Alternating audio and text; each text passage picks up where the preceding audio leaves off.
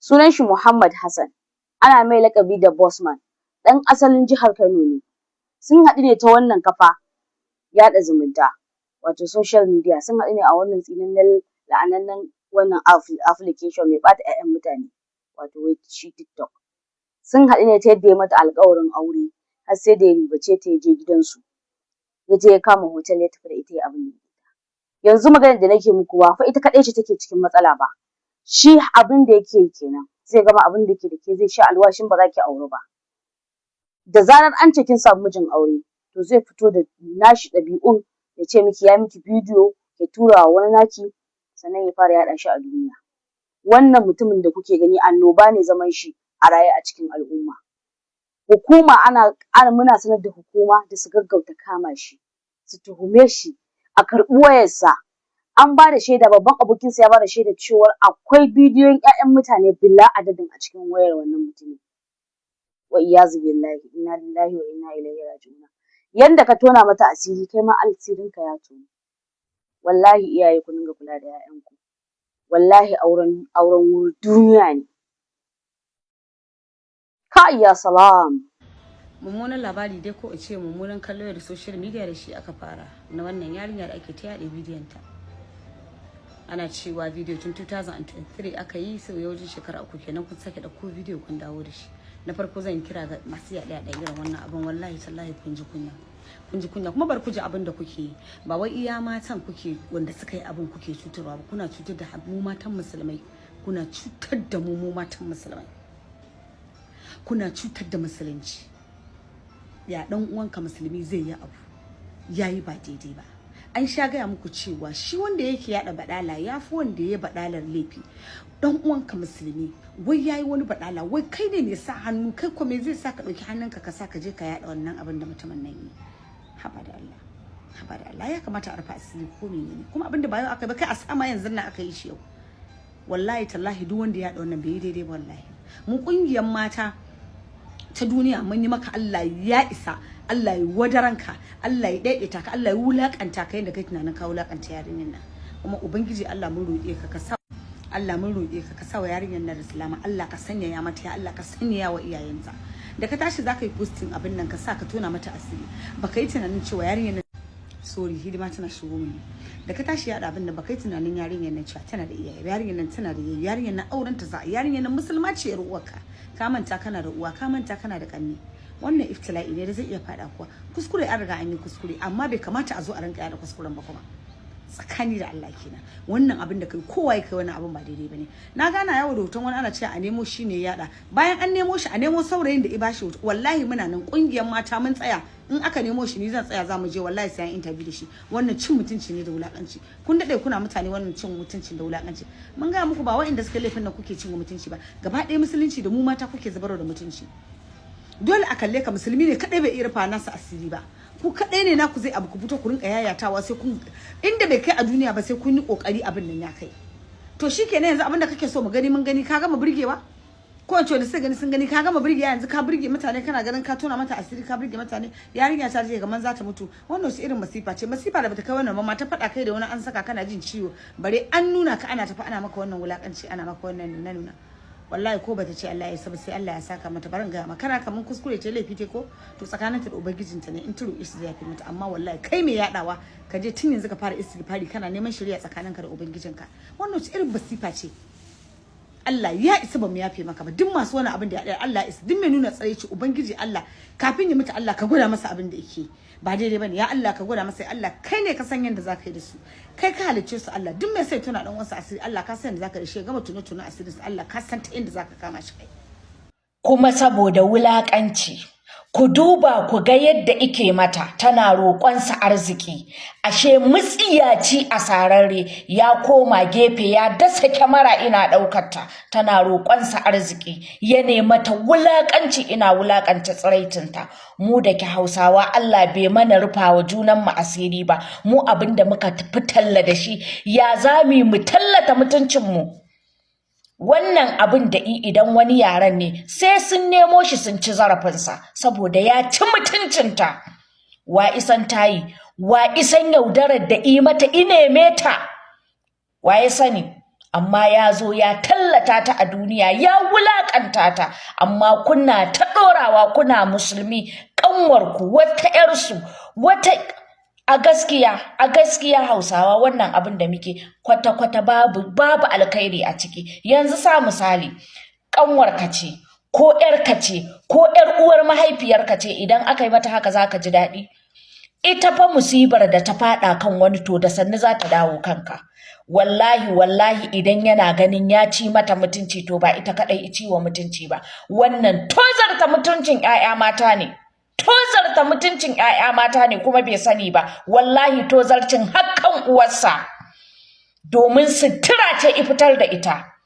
Wannan gurin da ifitar duniya ta gani Allah ma ya karraba shi, domin ko uwa in za ta haihu ɗa a haka ike fita saboda darajar da Allah yi wa gurin. Amma saboda wulaƙanci, saboda Hausawanmu babu abin da muka iya sai dai mu nemo hanyar da za mu tozarta 'yan uwanmu Hausawa musulmi, kawai mu abin da muka iya kenan. Ka zo duniya ka yi tallan mutuncinta, Allah ya isa tsakaninmu da kai. Ubangiji Allah ya saukar maka da bala'in da sai ka mutu a cikinsa.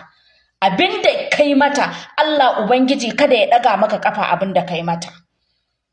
Kuma kai da kake ganin ka wulaƙanta ta, ko wasu suke ganin wai an wulaƙanta, amma ka jira wulaƙancin da Allah zai maka. Wallahi Allah ba zai barka ba. Sorry, ayi haƙuri, ba mamaki, ba lalle ne a gamsu da bayani na ba, kuma ba lalle ne ku ji daɗin wannan bidiyo na ba. 'Yan matanmu a yau, 'yan matanmu na Hausawa, 'yan matanmu na musulmai, 'yan matanmu da suke amsa kalmar la ilaha illallah Muhammadar Rasulullah sallallahu alaihi wasallam, yawancin ku karuwai ne. A kaso 100, kaso 90 wallahi karuwai ne. Me ake nufi da karuwa? Karuwa duk wacce za ta je ta bada jikinta ai lalata da ita, ai zina da ita dan wani interest ɗinta, karuwa ce.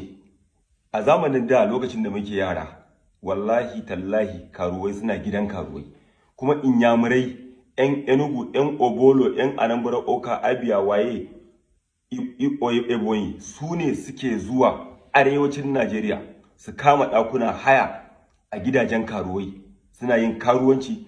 Idan lokaci shekara ta zagayo, su ɗabi kayansu su je su koma garinsu, ba wanda ya san me suke yi.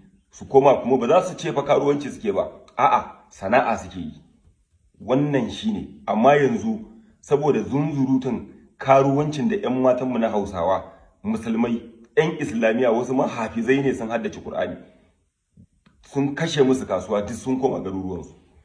Zan ba da misali a gidajen masu kuɗi, gidajen attajirai, akwai ma'aikata ai, wasu suna wanke-wanke, wasu suna zubawa fulawa ruwa, wasu masu gadi, wasu securities, wasu kuma suna wanke kayan makaranta na yara, wasu suna aikace-aikace.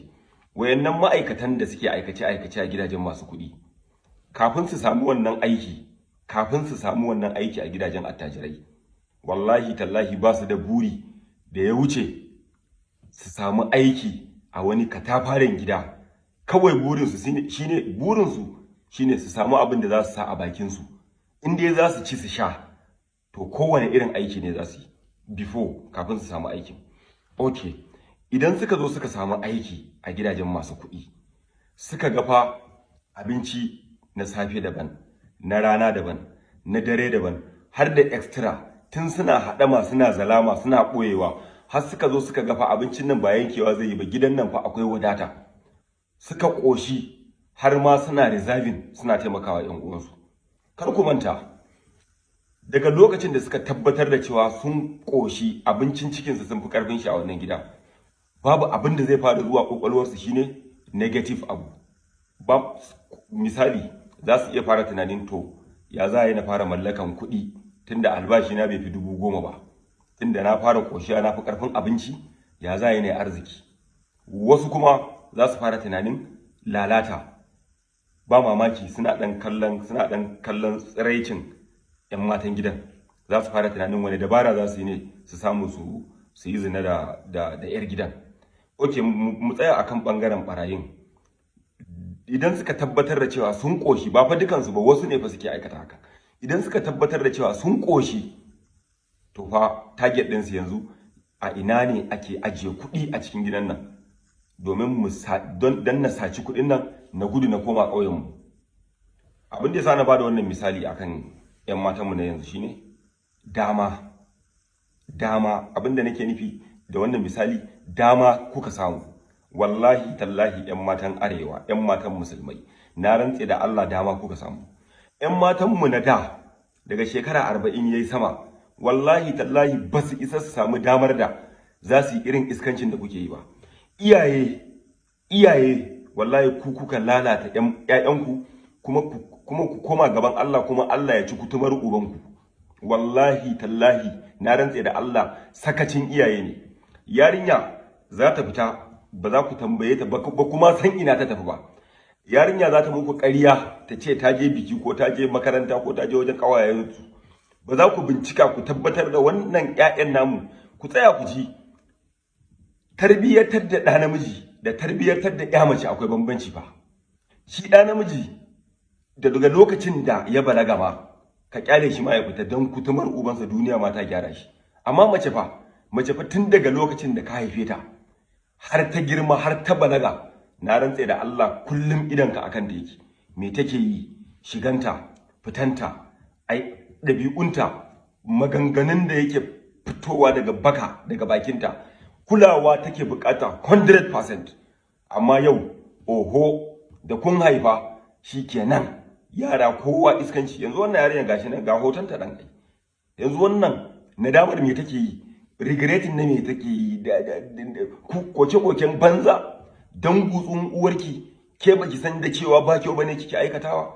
Dan gutsun uwarki ke lokacin da farko ba ya zo miki da siffar zai aure ki ba, me yasa ba ku tsaya a haka ba, har ya fara taba jikinki, ya samu dama, har ya fara zina da ke, har ya samu damar da zai yi miki bidiyo, yar kutumar uba ki zo kina kuka. Me haka? So na rantse da Allah idan za mu gyara. Kun ga wannan irin waɗannan abubuwa da suke faruwa, to fa linkin ne ya haɗa alaƙa da wahalar da muke sha a ƙasar nan na rashin tsaro, da kuma wahalhalu da shugabanninmu suke bamu mu talakawa. Wallahi duk ya haɗa. Idan za mu tsarkake zukatanmu, mu tsarkake zukatanmu. Idan ba za mu tsarkake zukatanmu ba, wallahi tallahi zaman lafiya a ƙasar nan mun dinga kallon shi a makota kenan. Allah, kar ma mu koka da kowa, mu koka da kanmu. Wannan ita ce gaskiyar magana. Wala Allah a ji daɗin bidiyo na, wala Allah kada a ji daɗin bayani na, amma gaskiya ce har cikin zuciyata na fito na faɗa. 'Yan matanmu, 'ya'yanmu mata a yanzu, ku ne makasudin abin da yasa aka tarwatse a ƙasar nan kenan. Billahi allazi la ilaha illa huwa.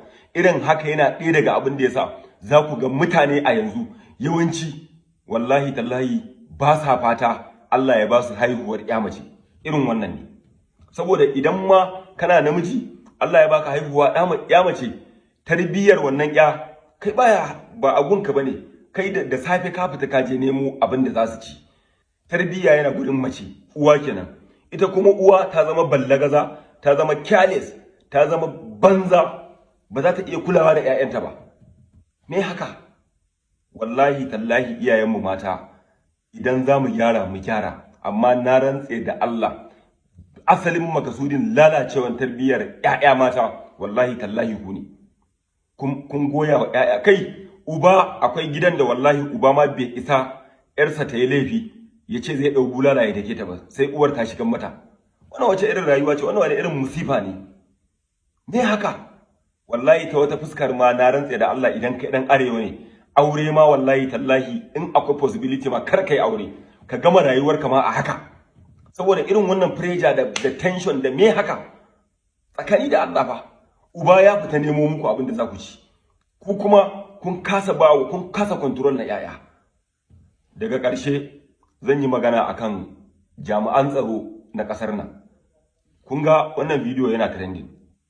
Ban san a wace jiha ba ce, ban san yarinyar nan a wani gari take ba, ban san a ina abin da ya faru ba. Amma wannan yaro da take ambatowa Dadi, wanda shine ya shigo rayuwarta a sunan yana son ta zai aure ta, har ta saki jiki da yake kidahu ma ce jaka ce, ta saki jiki har ta fara sakan mar jikinta yana zanne da ita, har ma ya samu dama da zai yi bidiyo ya yi posting. To wannan yaro mai suna Dadi duk inda yake yana da kyau doka a nemo inda yake, saboda duk wanda ya kalli bidiyon, ni ban ma kalla ba wallahi, a media nake dan tsinta, nake dan jin wasu abubuwa da yake faɗa. Yanayin maganganunsa na farko intentionally yana sane ya mata bidiyo don ya lalata mata rayuwa. To yana da kyau doka ta yi aiki, shi ma a lalata mata rayuwarsa, kamar yadda ya lalata mata rayuwarta ta lalace ta rugurguje. Wanda zai aure ta ma yanzu wannan sai an yi da gaske. To shi ma dan gutsun uwarsa a nemo shi duk inda yake a lalata mai rayuwa.